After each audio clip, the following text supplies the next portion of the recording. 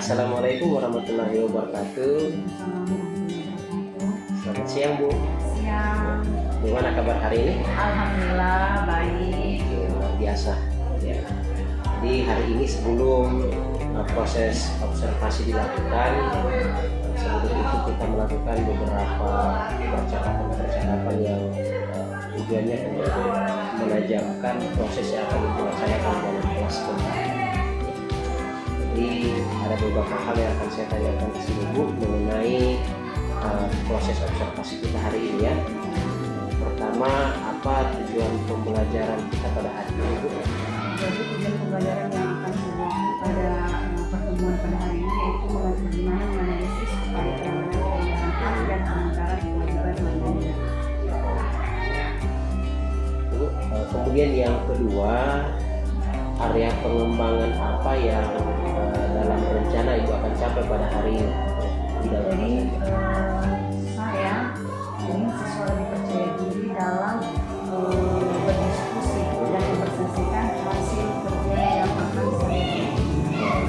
Jadi dalam hal ini Bu, bagaimana siswa berkomunikasi ya? Komunikasi yang baik ataupun kerjasama yang baik sama teman-teman. Komunikasi dan kolaborasi. Dan yang terakhir Bu, untuk mencapai itu kira-kira strategi apa yang Ibu sudah persiapkan? Strategi saya untuk mempersiapkan pembelajaran itu membagi kelompok, kemudian memberikan video pembelajaran. Ya. Terima kasih Bu. Jadi perkembangan kegiatan ini saya kira ada dampak positifnya nanti ketika itu di dalam kelas dalam mengerjakan materi pembelajaran. Terima kasih Bu. Selamat melaksanakan tugas tanggung jawab hari ini. Assalamualaikum warahmatullahi wabarakatuh. Selamat siang.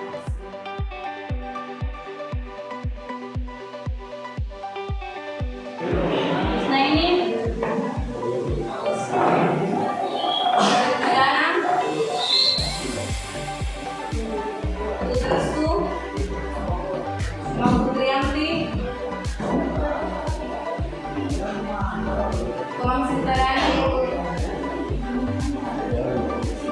Yoga Satria, Maya, Stayanti,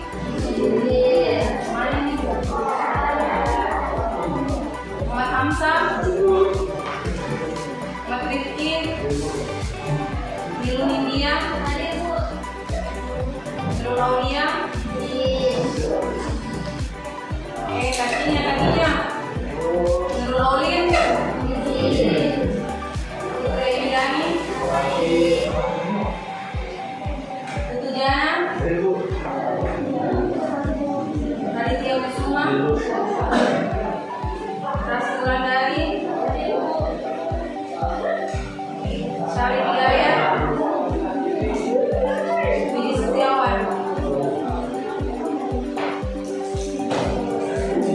Bagaimana kabarnya semua hari ini? Baik? Semangat? Silakan berdiri dulu untuk menyanyikan lagu wajib nasional sebagai bentuk dukungan kita di tanah air. Lagu bagi menurut ya? Apa yang seperti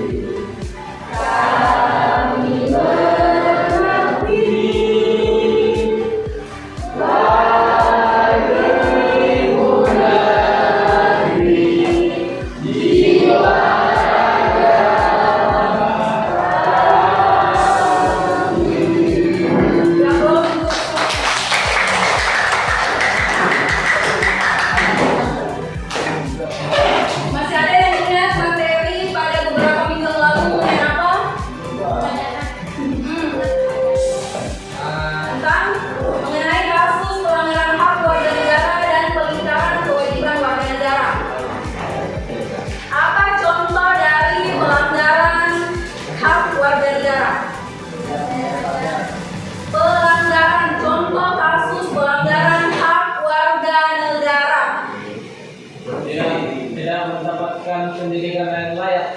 Ya, tingginya angka putus sekolah. Kemudian kalau kasus pengingkaran kewajiban warga negara seperti apa contohnya?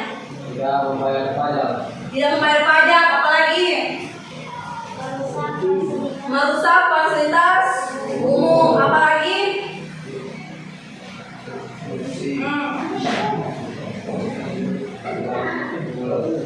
apalagi tidak mematuhi peraturan lalu lintas dan tidak ikut dalam sistemling. Tahu sistemling? Pos ronda.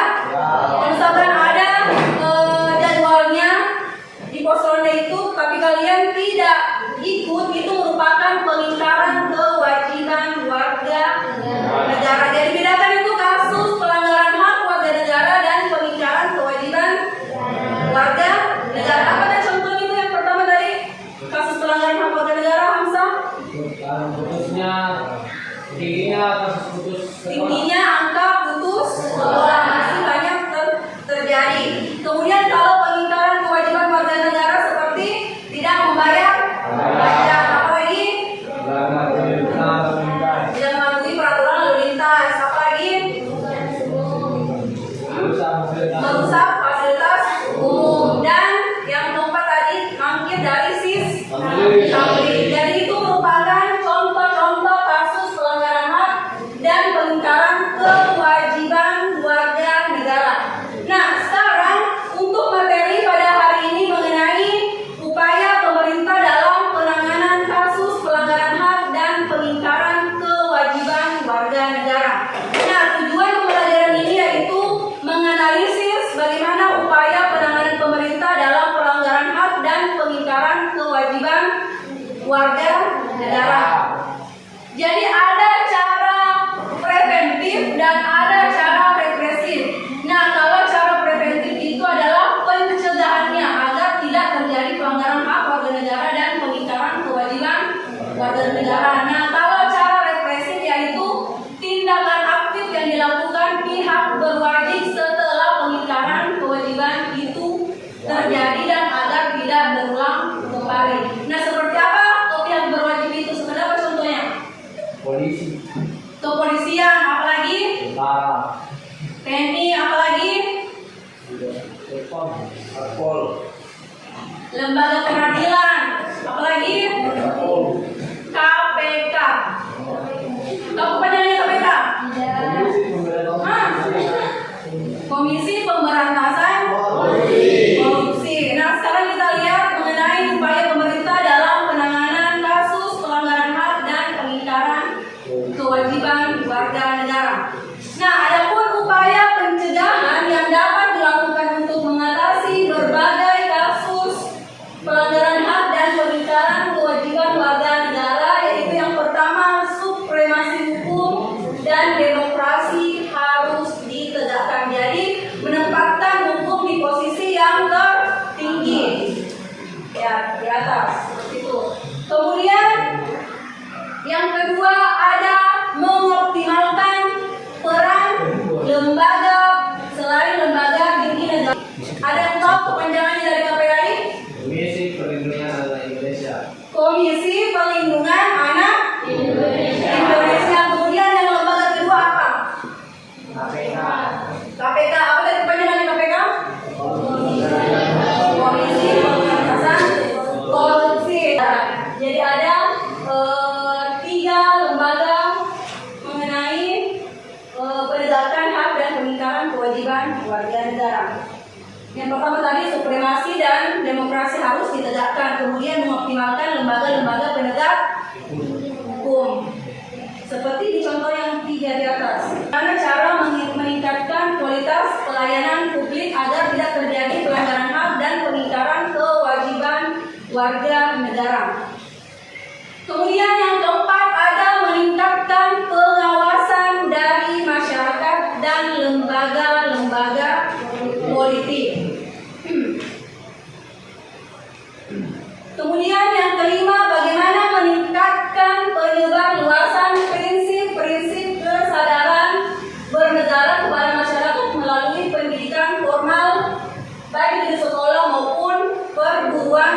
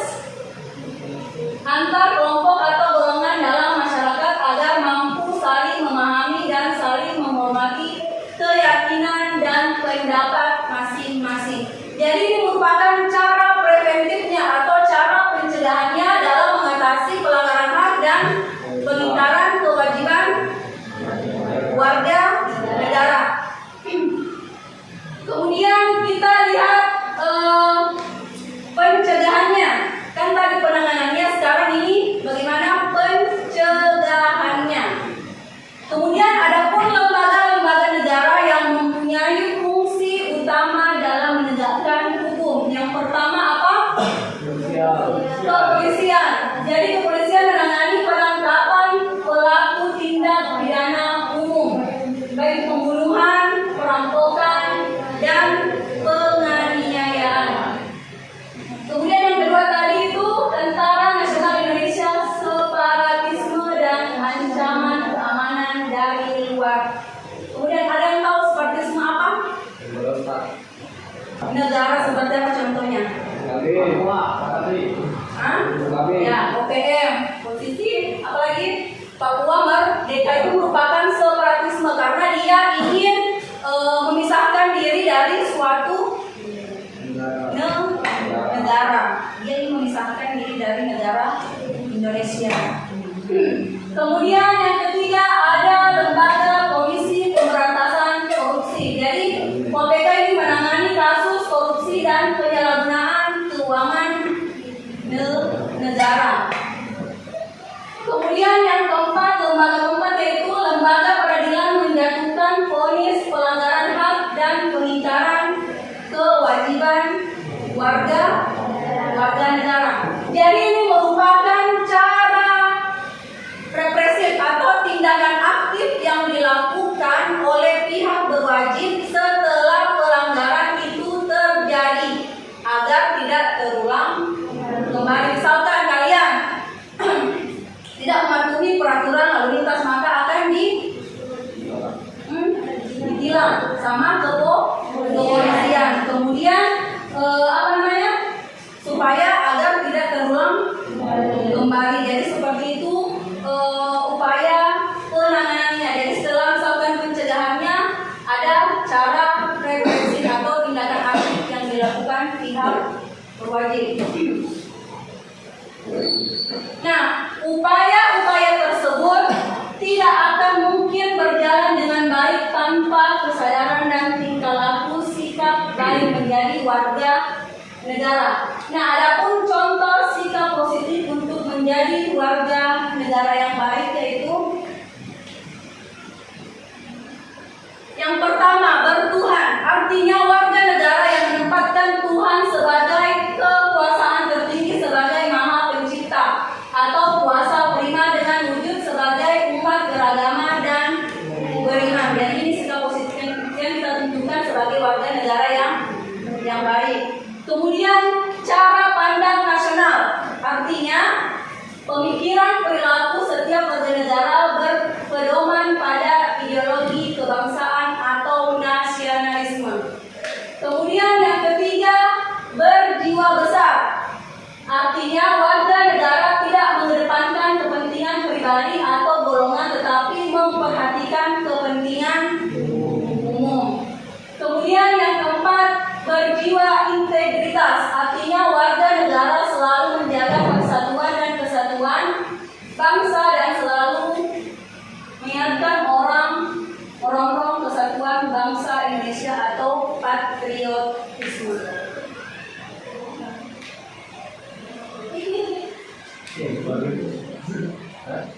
Kayaknya mendongeng kayak ini kayak langsung tertidur. Jadi sikap positif ini ditunjukkan sebagai warga negara yang baik agar tidak terjadi pelanggaran hak dan pengingkaran kewajiban warga negara. Ada yang bertanya mengenai materi upaya penanganan pelanggaran hak dan pengingkaran kewajiban warga negara? Jadi yang pertama tadi itu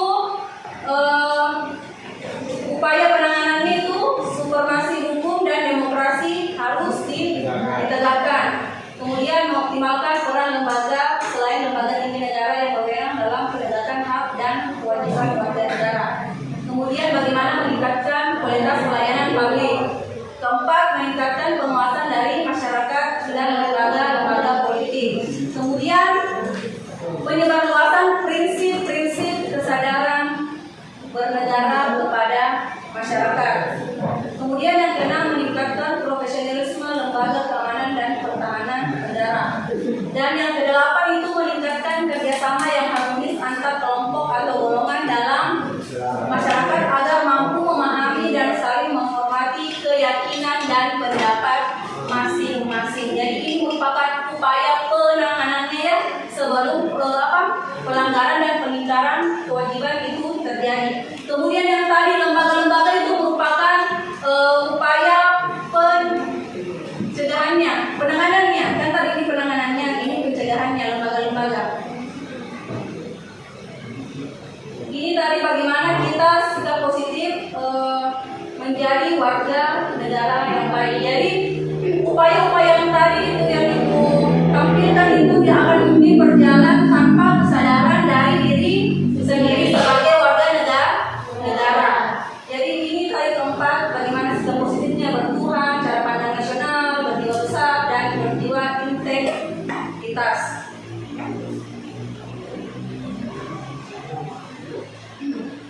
Ada yang bertanya atau ibu bagi kelompok saya mengenai tugas? Masih ada kelompoknya kemarin Pak? Yang sebelumnya, yang proses kedua kita silakan bergabung dulu sama kelompoknya masing-masing.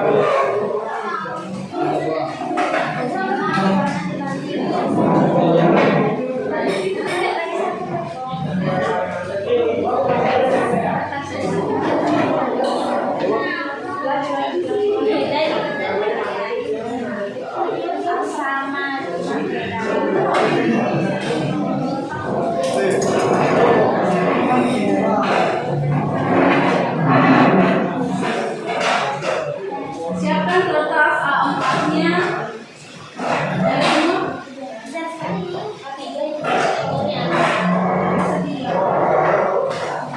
Jadi untuk tugas kelompoknya yaitu perhatikan dulu.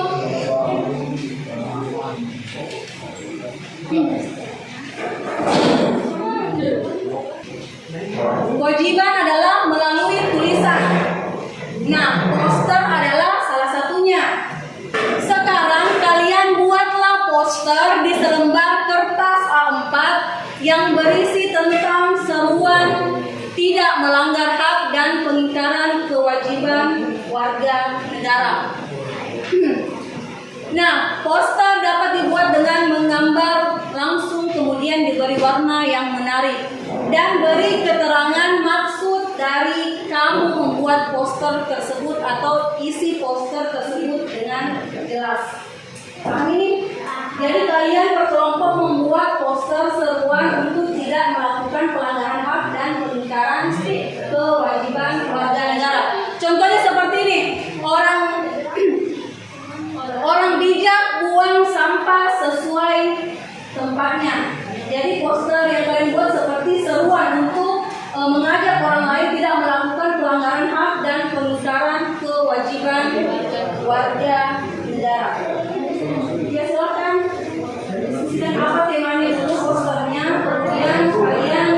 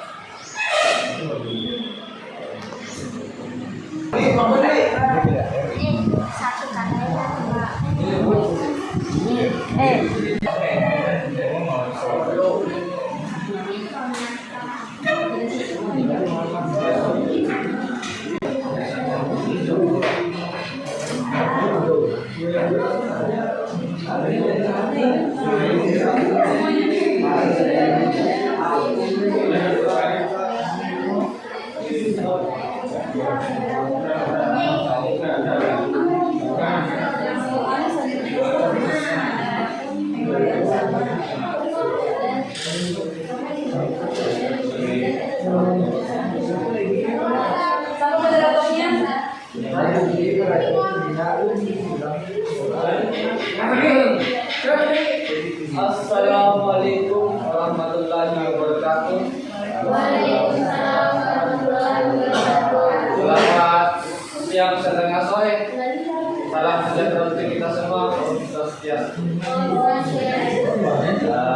Dan kami dari kelompok 1 mempresentasikan poster beserta kata-kata kami yang akan dibacakan oleh sahabat saya bersama kawan Amriati.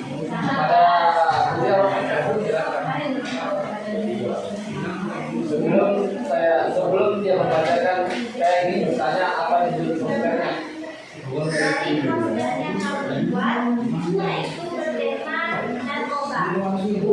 Apa sebenarnya? Apa katanya?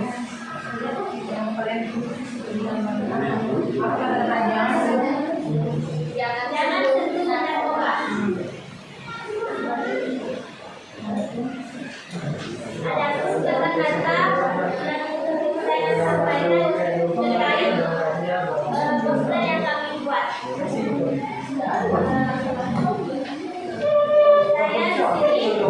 Perhatikan dulu kelompok lain, dengar kelompok 1 menjelaskan tema dari poster yang dia buat.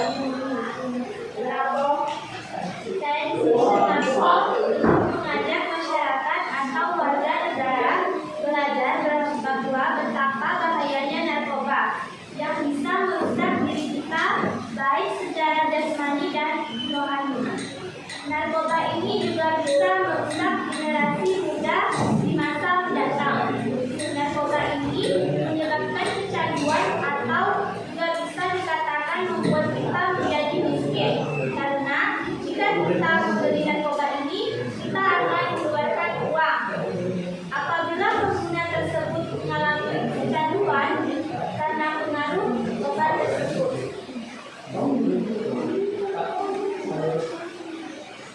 jika kita pengguna narkoba atau pengedarnya, maka kita akan mendapatkan hukuman yang sangat berat. Bagi pengguna akan dihukum di penjara paling lama 4 tahun, sedangkan pengedar akan dihukum mati atau di penjara seumur hidup. Penjara sementara paling singkat yaitu 5 tahun dan paling lama 20 tahun, dan akan mendapatkan sanksi sebesar 1 sampai 10 miliar. Dengan poster ini, kami harap semua orang mengerti betapa berbahayanya narkoba, dan kami harap generasi saat ini dan yang akan datang dapat terhindar dari narkoba. Terima kasih. Baiklah, itu dia presentasi dari kelompok kami yang membawakan sebuah poster yang berisikan jangan narkoba, dan maksud kami untuk membuat poster ini sudah dibacakan oleh kelompok Verti. Harap teman-teman semua bisa memahami apa yang kami buat, apa yang kami sampaikan. Mungkin ada saran dari kelompok lain kita sampaikan sekarang sebelum dari pulang.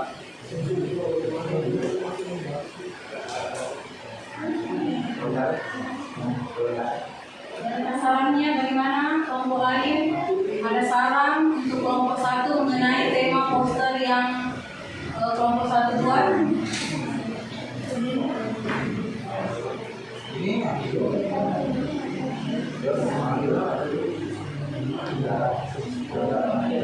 Baiklah, saya lihat tidak ada masukan dari kelompok lain.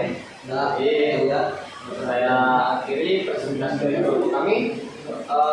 Kurang dan lebihnya mohon maaf. Saya akhiri dengan ucapan Assalamualaikum warahmatullahi wabarakatuh. Selamat siang, salam sejahtera bagi kita semua. Om Santi Santi Santi Om. Oke, beraplaus untuk kelompok 1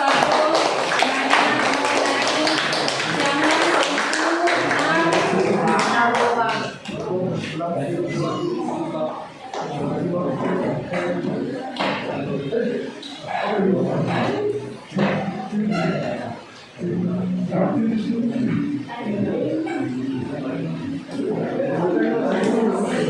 Jadi itulah tadi mengenai upaya penanganan dan pencegahan pelanggaran hak dan pemungkaran kewajiban warga negara. Materi pada hari ini mengenai upaya penanganan pelanggaran hak dan pemungkaran kewajiban warga negara. Jadi dengan kita menyadari bahwa kita semua mempunyai hak dan kewajiban yang sama. Jadi baik buruknya suatu negara ditentukan oleh warga negaranya. Apalagi apabila warga negara buruk, maka suatu negara akan menjadi buruk juga. Kemudian apabila suatu negara menjadi baik, warga negara baik, maka akan kualitas negaranya juga menjadi baik. Itulah sangat pentingnya menjadi warga negara yang baik agar menjadi bangsa yang berkualitas. Oke, sekian untuk materi pada siang hari ini mengenai upaya penanganan pelanggaran hak dan peningkatan kewajiban warga negara. Jadi seperti ini, itulah pentingnya menjadi warga negara yang baik agar bangsa Indonesia berkualitas. Jadi baik dan buruknya suatu negara itu ditentukan oleh warga kembali pelanggaran hak dan pengingkaran kewajiban warga negara.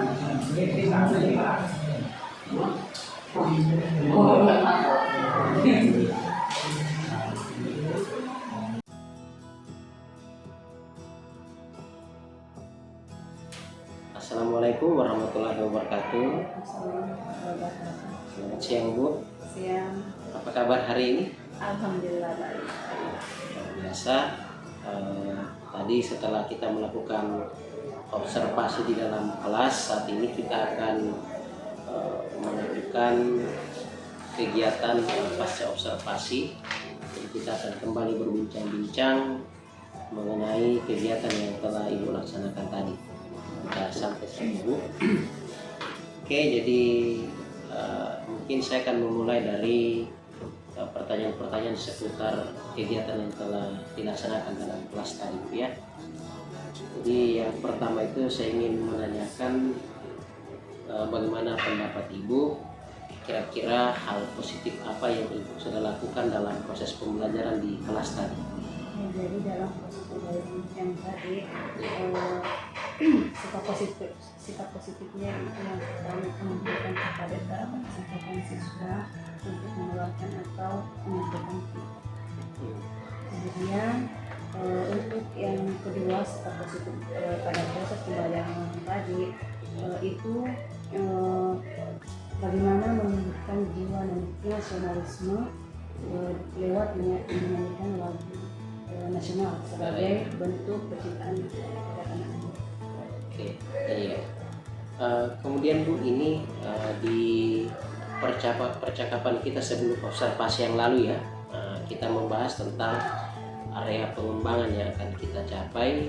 Yang pertama itu tentang bagaimana kompetensi guru dalam melaksanakan pembelajaran sesuai dengan minat siswa. Kalau menurut Ibu, apakah Ibu sudah melakukan itu?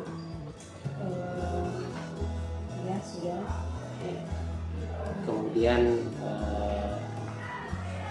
yang berikutnya, Ibu menginginkan bahwa siswa lebih percaya diri, kemudian lebih memiliki kemampuan berkomunikasi ketika mempresentasikan hasil belajarnya. Ini hasil diskusi kelompok ya. Kemudian dipresentasikan di depan kelas. Menurut Ibu kira-kira sudah tercapai itu? Ya masih kurang. Iya. Masih perlu lagi tingkatkan bagaimana berkomunikasi pada saat mempresentasikan tugas-tugasnya. Oh iya. Oke. Jadi ya ini nanti akan secara bersama-sama dievaluasi dulu ya. Kemudian yang berikut, menurut Ibu apakah sudah puas dengan proses pembelajaran yang dilaksanakan tadi? Menurut saya sih belum puas sih sebenarnya, karena masih belum mengeluarkan seluruh potensi saya dalam mempelajari. Oke. Menarik ini kata membelajarkan siswa ya. Jadi memang guru itu bertugas untuk membelajarkan siswa. Ya. Nah kira-kira ini kan Ibu merasa belum puas dalam melaksanakan pembelajaran, berarti ada pasti persoalan-persoalan atau hambatan-hambatan yang membuat Ibu kurang maksimal dalam proses itu. Kira-kira apa saja Bu yang dialami? Yang pertama itu fasilitasnya dalam proses kemudian yang kedua siswa masih kurang fokus dalam pembelajaran, dan yang ketiga mungkin waktu itu kurang efektif. Misalkan tugas yang diberikan kepada anak itu masih kurang karena terbatas, maksudnya terbatas waktunya. Di sini manajemen waktu dalam ini lebih ketat lagi di pembelajarannya ya. Oke, baik Bu.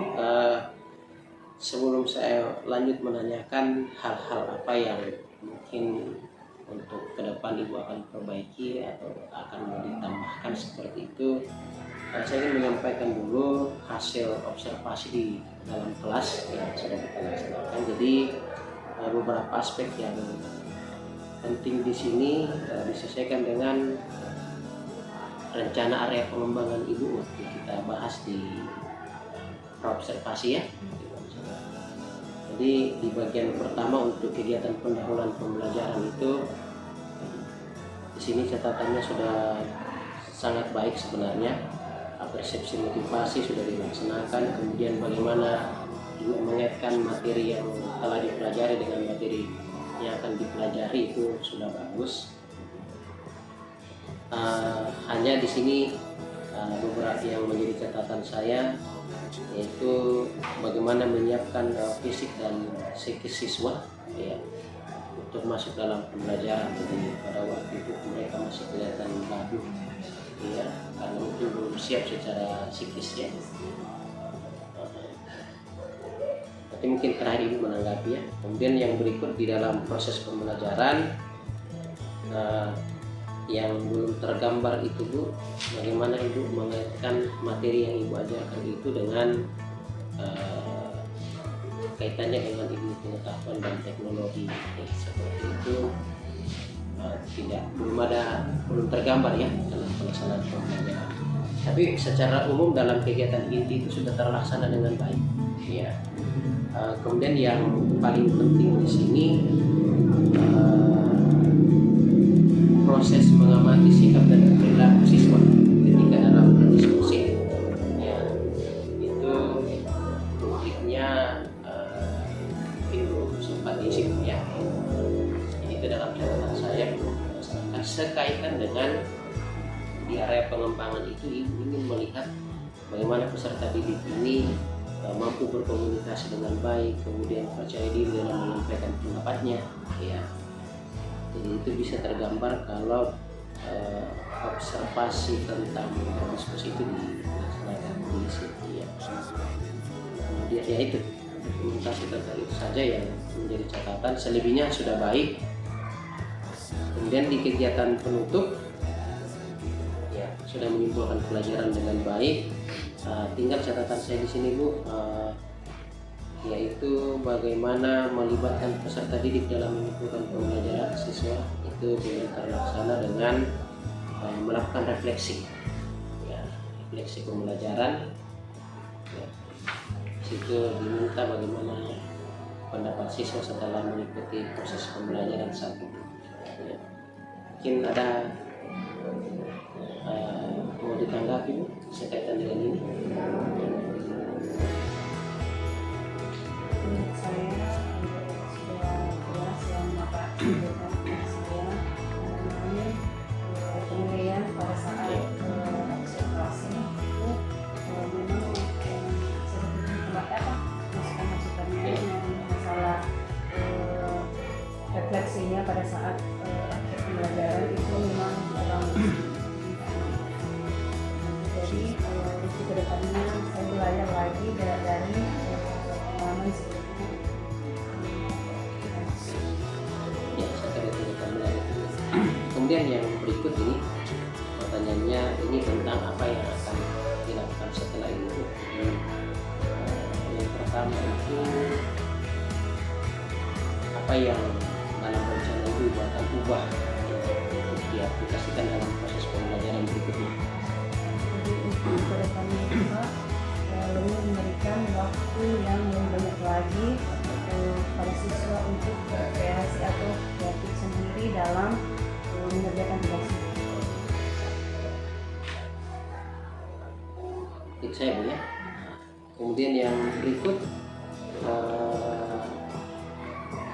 tadi hal yang akan diubah, kemudian yang berikutnya apa rencana tindak lanjut setelah melakukan proses pembelajaran dalam observasi. Untuk rencana tindak lanjutnya, bagaimana menyusun model ajar yang memberi peluang kepada peserta didik untuk belajar sesuai dengan minatnya, seperti misalkan pembelajaran berdiferensiasi. Ya, saya kira cukup menarik pembicaraan kita pada hari ini, dan ini menjadi refleksi bukan cuma ibu saya tapi kita semua, bagaimana supaya lebih bagus lagi meramu proses pembelajaran dalam kelas sehingga berdampak pada peningkatan prestasi yang dimiliki kita, ya bukan cuma yang kita terpaksa mengerjakan tugas, tetapi betul-betul termotivasi dari diri sendiri, kesadaran diri sendiri untuk mau belajar. Saya kira itu Bu, terima kasih atas kesempatan ini. Kita terus berbenah di dalam kegiatan-kegiatan selanjutnya, bisa juga melakukan tanya jawab ya, sharing bersama. Demikian, assalamualaikum warahmatullahi wabarakatuh. Selamat siang.